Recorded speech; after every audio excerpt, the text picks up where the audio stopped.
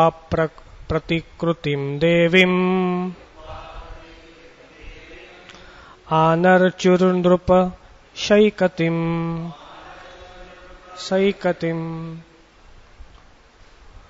गन्धैर्माल्यैर्सुरभिभिर्. Oh, it's not written here, sorry. So I'll just read it. गन्धैर्माल्यैर्सुरभिभिर् बलिभिर् धूपदीपकैः उच्चावचैश्चोपहारैः प्रवाल फलतण्डुलैः. So let's repeat the second one again. आप्लुत्याम्भसि कालिन्द्या जलान्ते तो चोदिते ऋणे कृत्वा प्रतिकृतिं देवीम् आनर्चुर्नृपसैकतिम्. आप्लुत्याम्भसि कालिन्द्या जलान्ते चोदिते ऋणे कृत्वा प्रतिकृतिं देवीम् आनर्चुर्नृपसैकतिम्.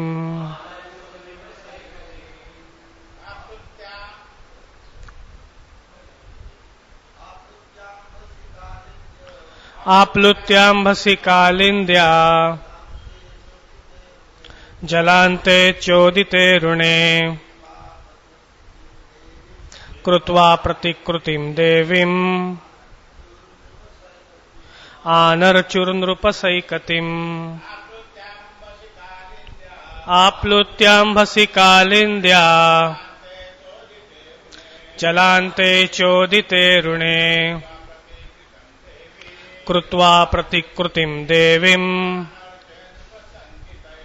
आनर्चुर्नृपसैकतिम्. Mother. आप्लुत्याम्भसि कालिन्द्या जलान्ते चोदिते ऋणे कृत्वा प्रतिकृतिं देवीम् आनर्चुर्नृपसैकतिम्. मदर्स. माताजी. आप्लुत्याम्भसि कालिन्द्या जलान्ते चोदिते ऋणे कृत्वा प्रतिकृतिं देवीम् आनर्चुर्नृपसैकतिम्.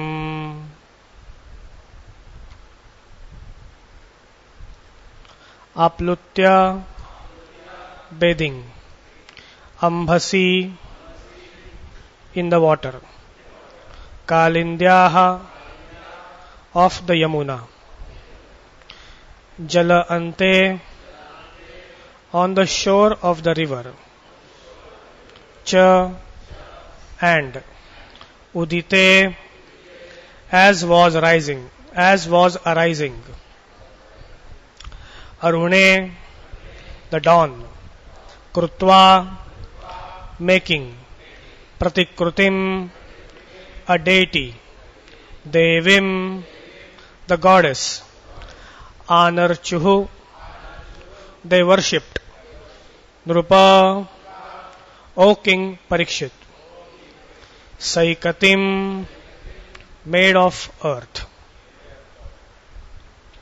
We'll read the next verse also. Gandhir malyahi surabhibhir balibhir dhupadipakaihi ucchavachaischopharaihi pravala falatandulaihi. Translation of both verses given together by the disciples of Srila Prabhupada. My dear king, after they had bathed in the water of the Yamuna, just as the sun was rising, the gopis made an earthen deity of goddess Durga on the river bank. Then they worshipped her with such aromatic substances as sandalwood pulp, along with other items, both opulent and simple, including lamps, fruits, betel nuts, newly grown leaves, and fragrant garland and incenses. Purport. The word balibhihi in this verse indicates offering of clothing, ornaments, food, and so on. We'll continue since The letter purport is bigger one, was discussing. Text 4. Katyayani Mahamaye Mahayoginyadhishwari Nanda Gopa Sutam Devi Patim Me Kurute Namaha Iti Mantram Japastyastaha Pujam Chakruhu Kumarikaha. Translation. Each of the young unmarried girls performed her worship while chanting the following mantra. O goddess Katyayani, O great potency of the Lord, O possessor of great mystic power and mighty controller of all, please make the son of Nanda Maharaj my husband. I offer my obeisances unto you. Purport. According to various acharyas, the goddess Durga mentioned in this verse is not the illusory energy of Krishna called Maya, but rather the internal potency of the Lord known as Yoga Maya. The distinction between the internal and external or illusory potency of the Lord is described in Narada Pancharatra in the conversation between Shruti and Vidya.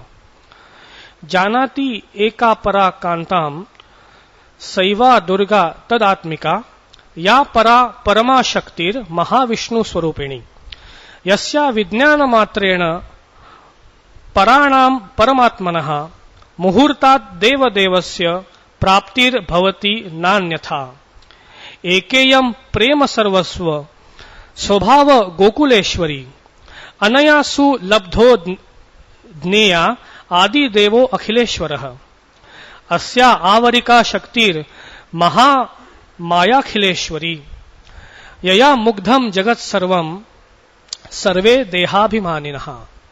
Translation of that. The Lord's inferior potency known as Durga is indicated to his the Lord's inferior potency known as Durga is dedicated to his loving service. Being the Lord's potency, this inferior energy is non-different from him. There is another superior potency whose form is on the same spiritual level as that of God himself. Simply by scientifically understanding this supreme potency, one can immediately achieve the supreme soul of all souls, who is the Lord of all lords. There is no other process to achieve him. That supreme potency of the Lord is known as Gokuleshwari, the goddess of Gokula. Her nature is to be completely absorbed in the love of God. And through her, one can easily obtain the primeval Lord, the Lord of all that be. This internal potency of Lord has a covering potency known as Mahamaya, who rules the material world. In fact, she bewilders the entire universe, and thus everyone within the universe falsely identifies himself with the material body. From the above, we can understand that the internal and external or superior and inferior potencies of the Supreme Lord are personified as Yogamaya and Mahamaya, respectively. The name Durga is sometimes used to refer to the internal superior potency as stated in Pancharatra, in double quotes. In all mantras used to worship Krishna, the presiding deity is known as Durga.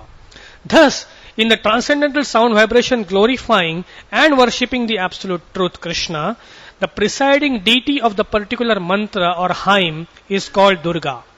The name Durga therefore refers also to that personality who functions as the internal potency of the Lord and who is thus on the platform of Shuddha Sattva, pure transcendental existence. This internal potency is understood to be Krishna's sister known as Ekanamsha or Subhadra. This is the Durga who was worshipped by the gopis in Vrindavan. Several acharyas have pointed out that ordinary people are sometimes bewildered and think that the names Mahamaya and Durga refer exclusively to the external potency of the Lord. Even if we accept hypothetically that the gopis were worshipping the external Maya, there is no fault on their part, since in their pastimes of loving Krishna, they were acting as ordinary members of society. Srila Prabhupada comments in this regard. The Vaishnavas generally do not worship any demigods. Srila Narottam Das Thakur has strictly forbidden all worship of the demigods for anyone who wants to advance in pure devotional service. Yet, the gopis who are beyond compare in their affection for Krishna were seen to worship Durga. The worshippers of demigods also sometimes mention that gopis also worship goddess Durga, but we must understand the purpose of the gopis. Generally, people worship goddess Durga for some material benediction. Here, the gopis could adopt any means to satisfy and serve Krishna. That was the super excellence characteristics of gopis. They worshipped goddess Durga completely for 1 month in order to have Krishna as their husband. Every day they prayed for Krishna, the son of Nanda Maharaj, to become their husband. The conclusion is that a sincere devotee of Krishna will never imagine any material quality to exist in the transcendental gopis, who are the most exalted devotees of the Lord. The only motivation in all their activities was simply to love and satisfy Krishna. And if we foolishly consider their activities to be mundane in any way, it will be impossible for us to understand Krishna consciousness. Hare Krishna.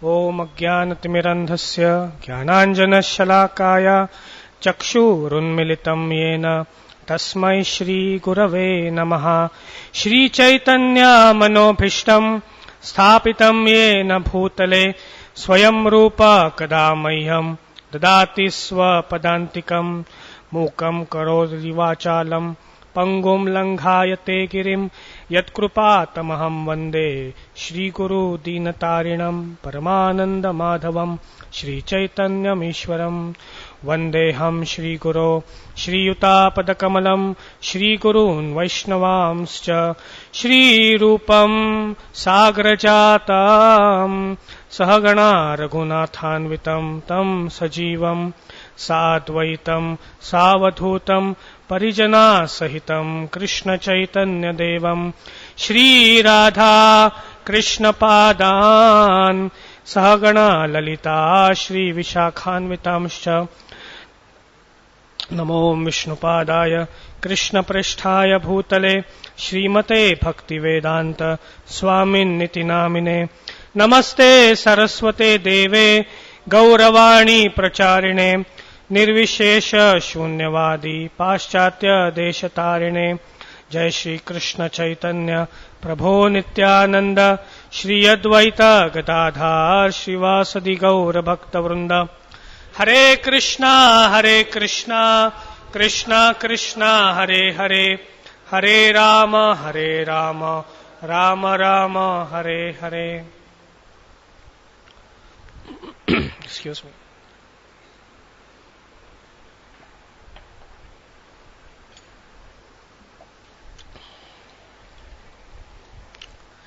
Just read the translation again. My dear king, after they had bathed in the water of Yamuna, just as the sun was rising, the gopis made an earthen deity of goddess Durga on the river bank. Then they worshipped her with such aromatic substances as sandalwood pulp, along with other items, both opulent and simple, including lambs, fruits, betel nuts, newly grown leaves, and fragrant garlands and incense.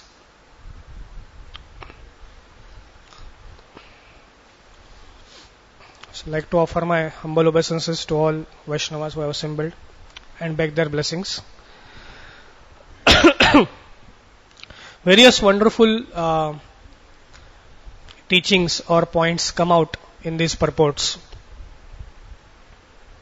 One thing we can definitely very glaringly see, one of the aspect of a tika or a bhashya, when a commentary is being done, one of the aspect of that is to defend the entire sampradaya, to defend the entire Vedic tradition, to defend the entire philosophy.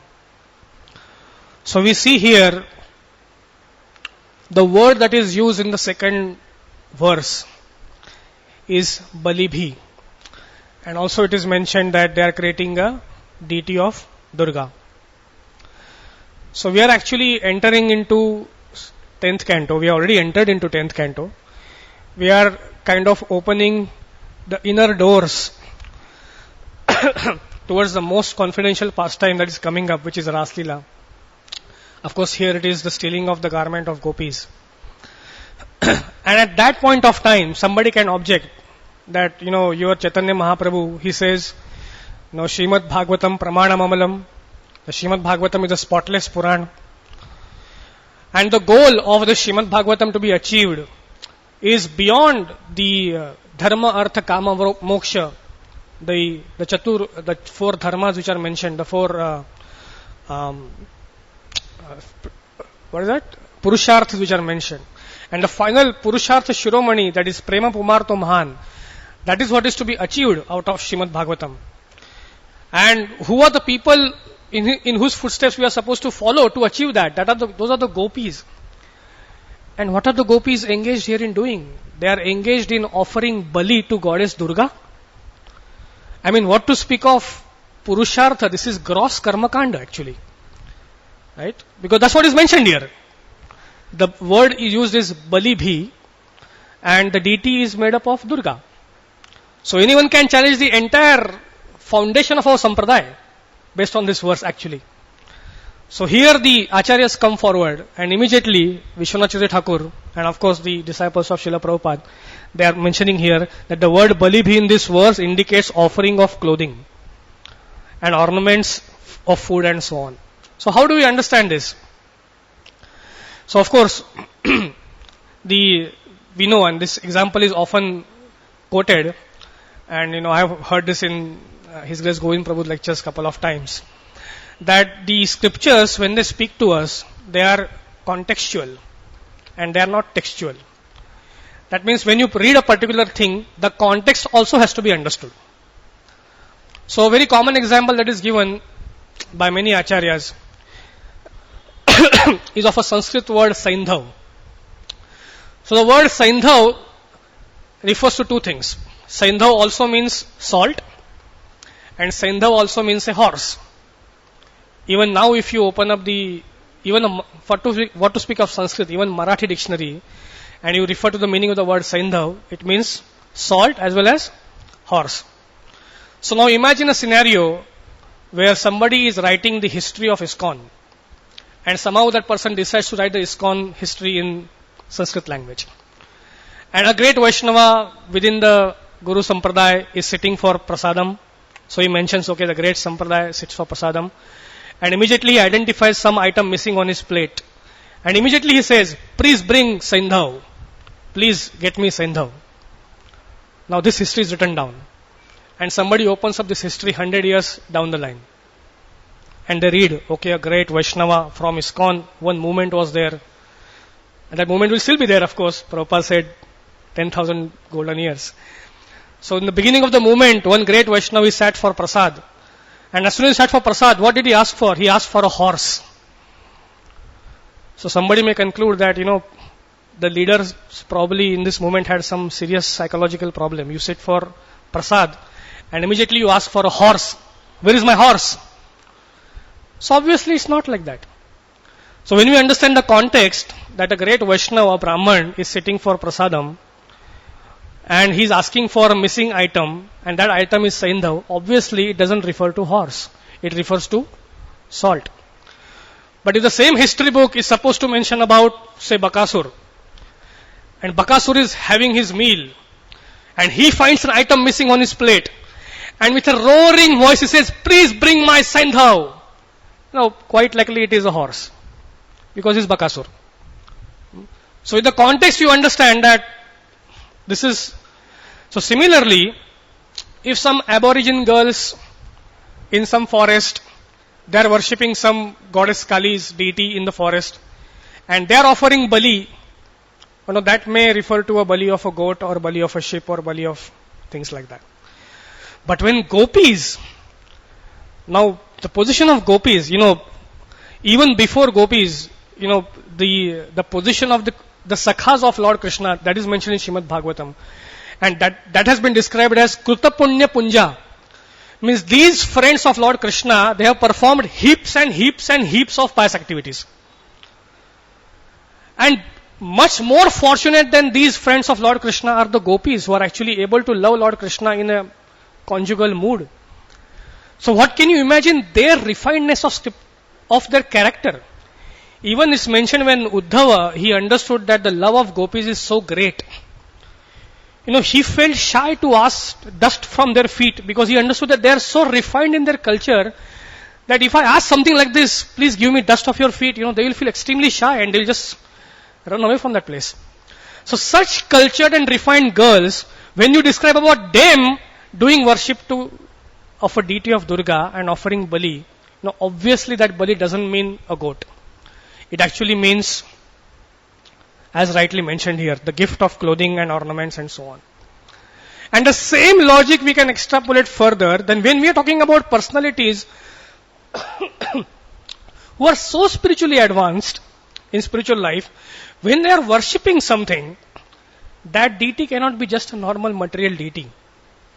It has to be something spiritual. And then, of course, the acharyas and the disciples of Srila Prabhupada are giving much more enlightening purports to understand this particular aspect. So, two passages are quoted from this scripture called as Narada Pancharatra, just to understand this aspect of whom actually these gopis are worshipping. So the first paragraph explains the difference between the internal potency of the Lord or the superior energy of the Lord and the external potency or the inferior energy of the Lord. And it's mentioned that how the superior energy of the Lord is always absorbed in devotional service. But that same spiritual energy, I would like to draw your attention to this particular line. So just read this, hear this carefully. It is said that supreme potency of the Lord is known as Gokuleshwari, the goddess of Gokul. And her nature is to be completely absorbed in love of God. And through her, one can easily obtain the primeval Lord, the Lord of all that be. This internal potency of the Lord has a covering potency known as Mahamaya, who rules the material world. So wonderfully explained. So I was just thinking that how, any good mother is likely to have these two personalities. One, absorbed in the complete service and full of mercy and full of affection. And then outside, a very punishing and a very harsh personality. I sometimes see this scene in my house practically every day.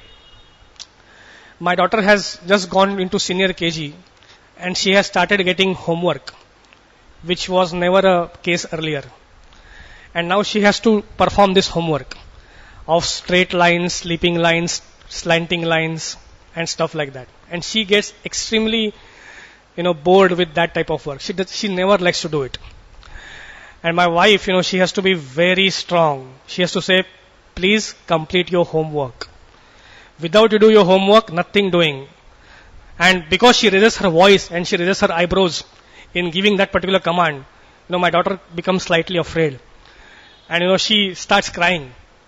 And she immediately wants to hug her, to express and just to emphasize the fact that you still love me, kind of hug her or kiss her, something like that.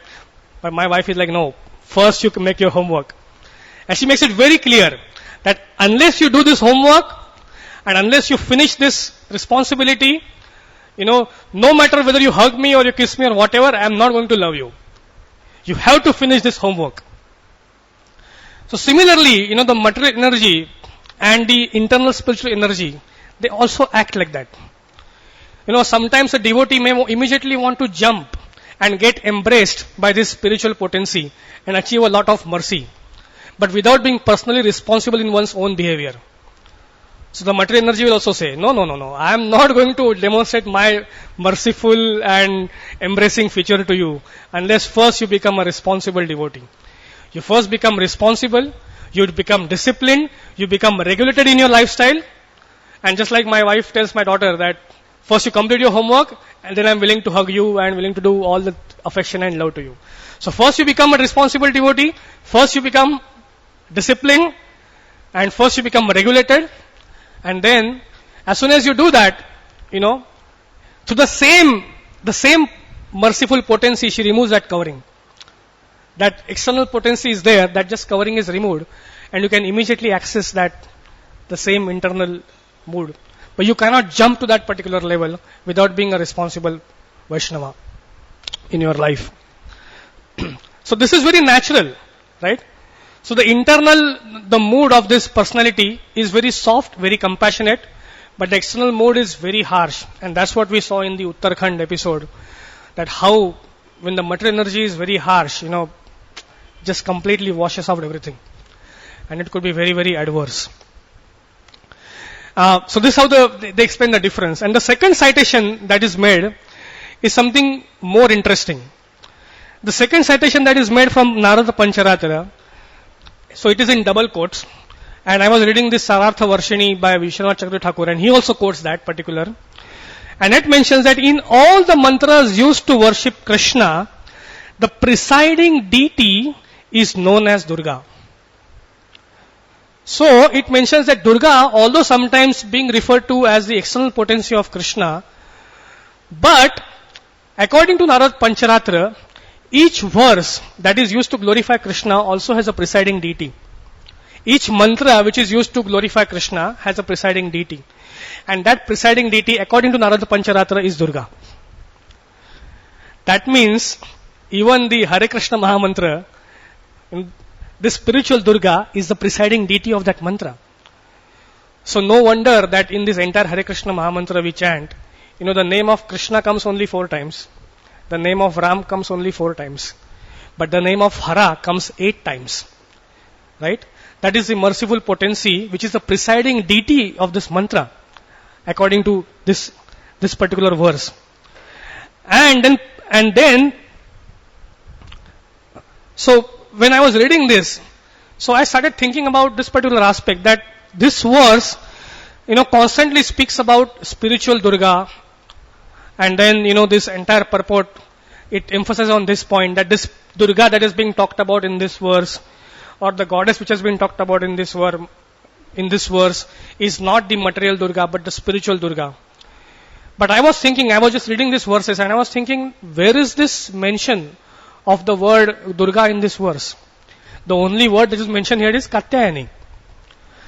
However, Narada Pancharatra mentions that the internal potency of the verse is Durga. So, Katyayani, Durga, the exact word is not mentioned here. So I wanted to do some research on this word, Katyayani. And 2 interesting facts came out when I was searching for this information. One is, this name Katyayani actually refers to a particular form of Durga, which is the sixth. So there are 9 forms of Durga called as Navadurgas. Out of them, the 6th form, which specifically came out to kill the Mahishasur, and that activity is actually glorified in the Durga Puja. That particular form is known as Katyayani.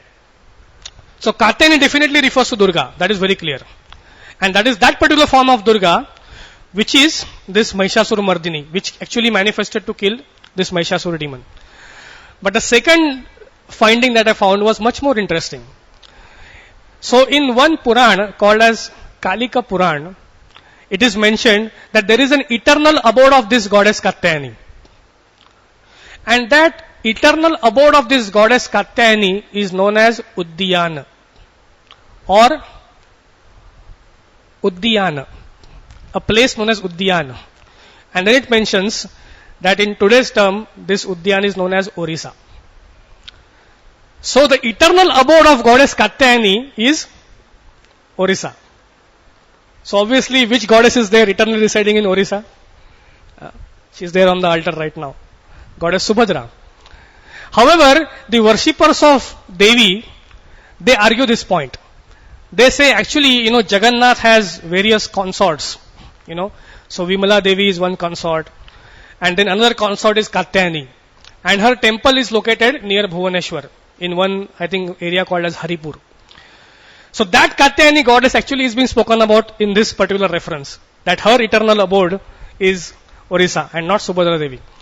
But then the scholars argue on that. But this Uddiyana in according to Varaha Puran, this Udyan Kshetra only refers to Purushottam Kshetra, Jagannath Puri. And Bhuvaneshwar is not called as Udyan. Bhuvaneshwar is known as Ekamravan. So because Bhuvaneshwar is Ekamravan and Udyan is Jagannath Puri, that means this Katyayani actually is Subhadra Devi only. But then people argue, but actually in this Jagannath Puri also there is Vimala Devi. And actually this Vimala Devi is actually, and you know our Acharya Srila Bhaktivedanta Thakur was named after Vimala Devi, Vimala Prasad, as a child, right? So that Vimala Devi is there. So they argue that actually that goddess is being referred to as Katyayani. So then the scholars argue, but in Brahma Puran there is a reference where there are different names of Subhadra Devi given. So this Ekanamsha name which Prabhupada mentioned, which the Acharyas mentioned here in the purport, this Ekanamsha name is actually mentioned in Brahma Puran. And the various names are given of Subhadra Devi. So one is Ekanamsha, one is Katyayani, one is Bhuvaneshwari, and there are 4 or 5 names given like that. So finally, what we conclude is that this actually Katyayani Devi, which is mentioned, the spiritual Katyayani is nothing but Subhadra Devi. And that's what is mentioned here in the purport by the Acharyas. That the name Durga therefore refers also to that personality who functions as the internal potency of the Lord and who is thus on the platform of Shuddha Sattva, pure transcendental existence. This internal potency is understood to be Krishna's sister known as Ekanamsha or Subhadra, and this is the Durga who was worshipped by the gopis in Vrindavan. So it's very clearly mentioned that when gopis are worshipping, they are not worshipping the material goddess Durga, but they are actually worshipping the spiritual Durga, who is actually none other than goddess Subhadra. And we'll all be visiting, most of us, Jagannath Puri and getting a chance to have her darshan. However, the Acharyas, they go still further. They say, okay, even if you, for the hypothetically you accept that gopis are not worshipping the spiritual Durga and they are actually worshipping the material Durga, even then there is no fault on her part. So somebody may challenge, so what are you talking about? Your Supreme Acharya, Chaitanya Mahaprabhu, he says that one should follow in the footsteps of gopis. And then your another Acharya, Narottam Das, and what are the gopis doing? Gopis are actually worshipping a demigoddess, Durga. And then another Acharya in the same lineage, Narottam Das Thakur, he is saying that if you are interested in spiritual advancement, you should not worship any demigod. Correct? That's what is quoted in the purport also. So that means what are gopis worshipping the goddess Durga for? Are they worshipping for spiritual advancement or they are worshipping for material benefits? Because they are worshipping a demigoddess. So then how do you understand this? So let's try to understand one small thing. Ultimately, who is a demigod? So Padma Puran explains that Vishnu Bhakta Smurto Daiva. Ultimately, a demigod is a Vishnu Bhakta, is a devotee of Vishnu. But then what is the difference between a normal devotee and a demigod? So the difference between the normal devotee and demigod, as I have understood, is that a demigod is a devotee with managerial responsibilities. It's as simple as that. See, when we want to establish our government, because we are imperfect people. So in our government, we appoint people who are not necessarily perfect of taking care of the entire funds or taking care of, all the issues. So therefore, although we have a government, which is a democratic government, still in newspaper we see so many issues coming up constantly. Correct? So, and even recently, I was, one of my friend was narrating to me. He said, forget about the entire government, just look at one small city. And he was explaining, I will not quote names, but this one small city, the annual budget of that corporation of that city is 5,000 crore rupees. Right? And he said, one of my friend, this friend he said he was earning something like 50 to 60,000 rupees in a nice well-paid job. And somehow, he wanted to accept a job in the corporation. So he left that 60,000 rupees job and entered and accepted a job in a corporation. And that job paid him around 16,000 rupees salary per month. And he said within a year or 2 years of this 16,000 rupees salary, he purchased a flat worth 1 crore. So how is it possible? So where does this money come from? So because we have imperfect government, the people that we appoint for are not expert. But when Krishna wants to appoint people to manage his government, they have to be completely perfect. When Krishna is appointing Indra to manage the entire clouds and the entire rains, even in the entire city of Bombay, so many millions of liters of water is wasted through leakage. Correct? And then immediately in the following winter season, there is news coming that, okay, the city doesn't have sufficient water unless it rains nicely, and then so on and so forth. And everyone is worried about, okay, how the rains are going to come. But in Krishna's government, it's not like that, right? We recently saw this entire cloud bursting that took place in Uttarakhand. But it didn't happen that, okay, because so much of water was wasted in Uttarakhand, so now no more water now. The all water is finished. The whole cloud busting took place and the water is gone. No. We still have rains going on in all different cities of India. Very nicely. Because this Indra, who is appointed as a person managing the whole thing. There is Vivaswan, who is managing the entire affair of the sun planet, who is practically providing unlimited energy. We read off in the newspaper every time, government is not happy, they want to launch one more power plant and one more hydroelectric plant because there is no sufficient power, or one more nuclear plant has to come because there is not sufficient power. But sun has been giving power to us right from the beginning of the creation. So no matter how much population you increase or population doesn't increase, the sun is constantly giving light. Vayu Devi is nicely providing the air to everybody. The Varun Devi is nicely managing the entire oceans, the movement of the oceans. Everything is happening perfectly fine.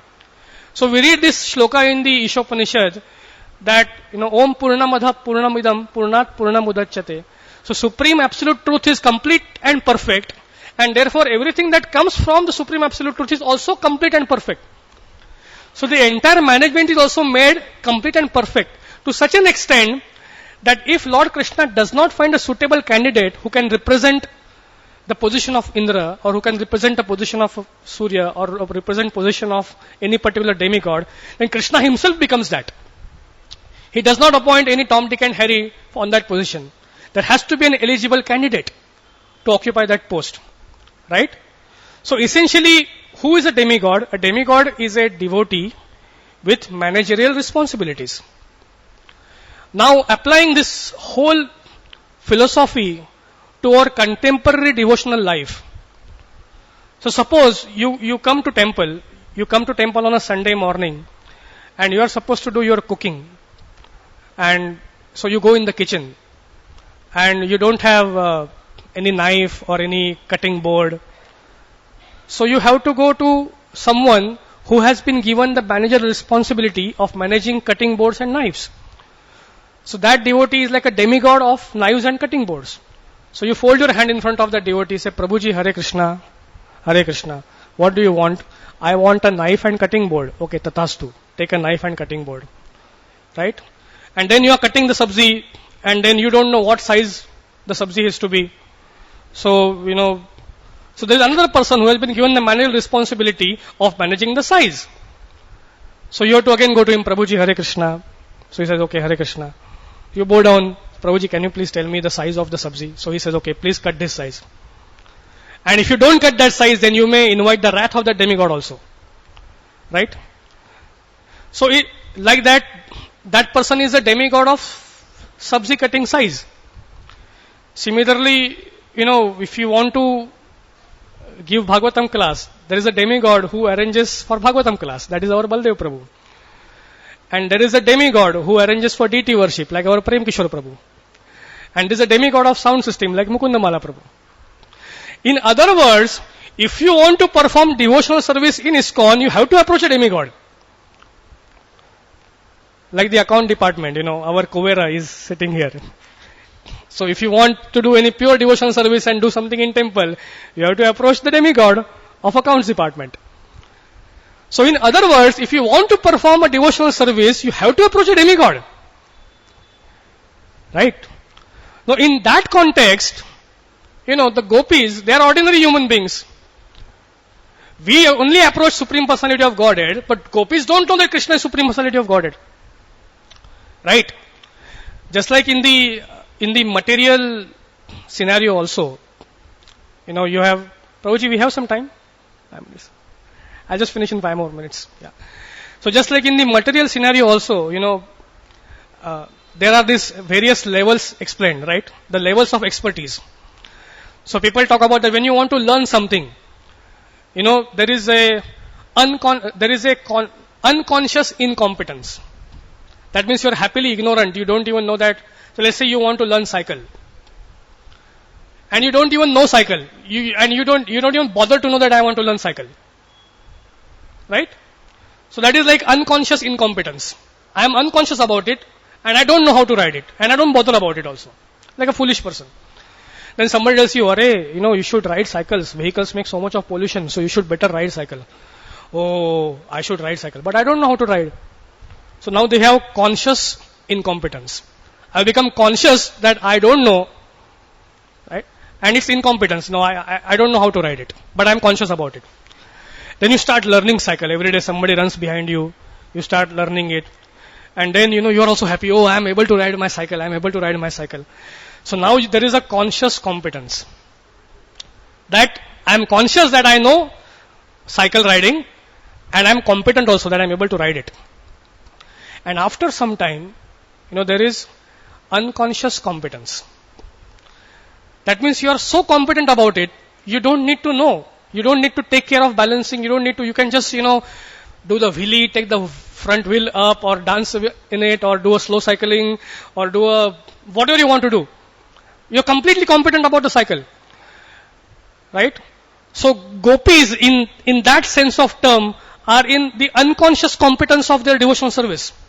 They don't need to know that, because somebody who is completely ignorant, he doesn't even know Krishna is God.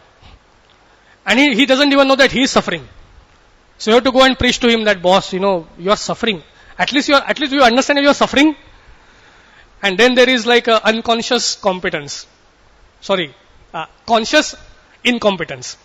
So he's conscious that I'm suffering, but I'm still not a devotee. Okay, then you take this bead bag. Now you start chanting, become a sadhaka. So now there is conscious competence. Okay, I'm on the process. I know Krishna is God. I'm conscious about it. And I'm also finding. But when you advance about it, so somebody comes to you, oh Prabhu, you are chanting 16 rounds now. Yes, I am chanting 16 rounds. You're also happy. You tell people, now I chant 16 rounds. I got initiated now. You may put it on the Facebook also that I got initiated. So it's anything that comes to you, is like rewarding. But for a pure devotee of Krishna, and you go and you tell gopis, Krishna is God. Who cares? Who cares? Well, maybe he's God. As long as I love him, I don't need to know anything about it. Just like an expert cycle rider comes to you, when you're an expert cycle rider, somebody comes to you, oh wonderful, you know how to ride cycle. You say, so what? So many people know how to ride cycle. I'm expert about it now. So what's the big deal that I know how to ride a cycle? So gopis don't know that Krishna is Supreme Personality of Godhead. And they want to devotional service. Some devotional service. So they have to approach a demigod, right? Because they know that unless you approach a person who has managerial responsibilities of managing that particular service, you cannot perform that service.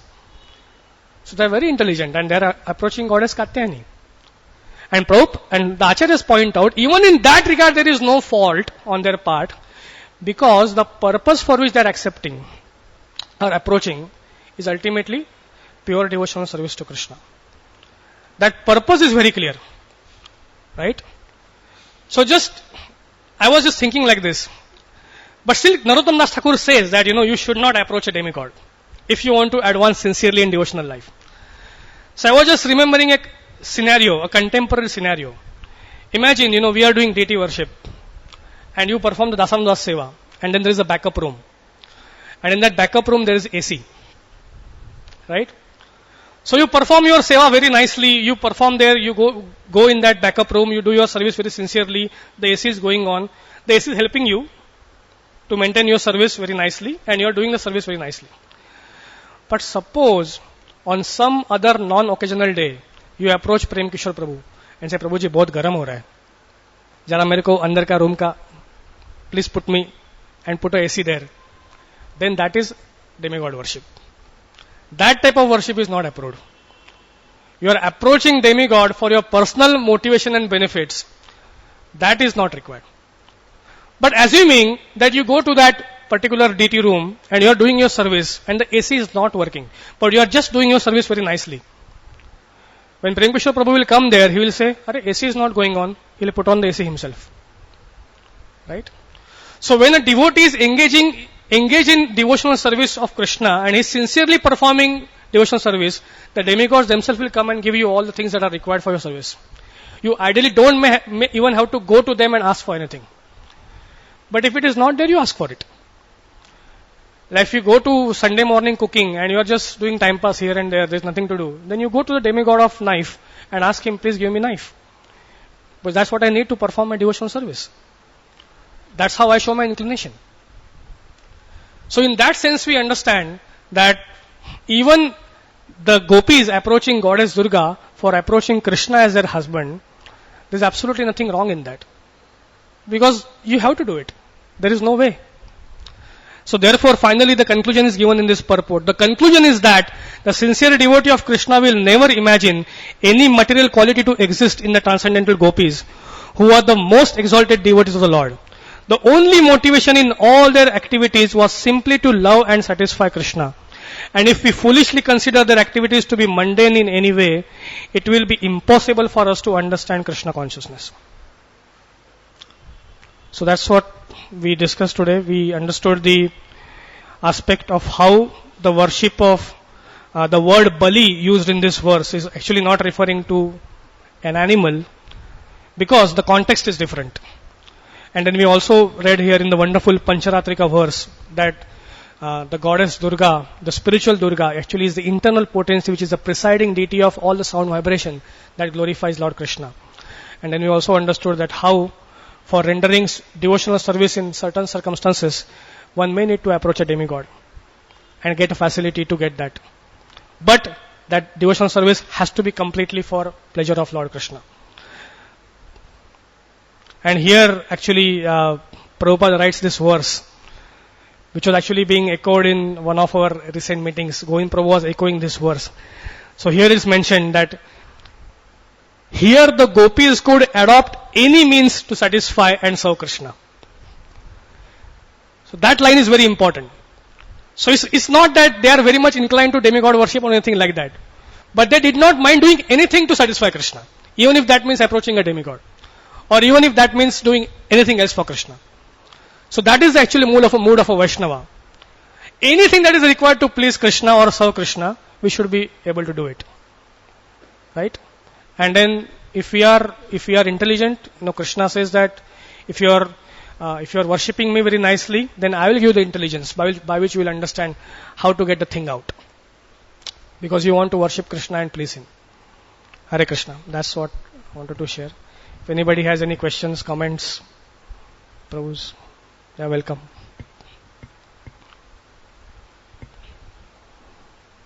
Oh? Okay. Srila Prabhupada ki jai. Granthara Srimad Bhagavatam ki jai.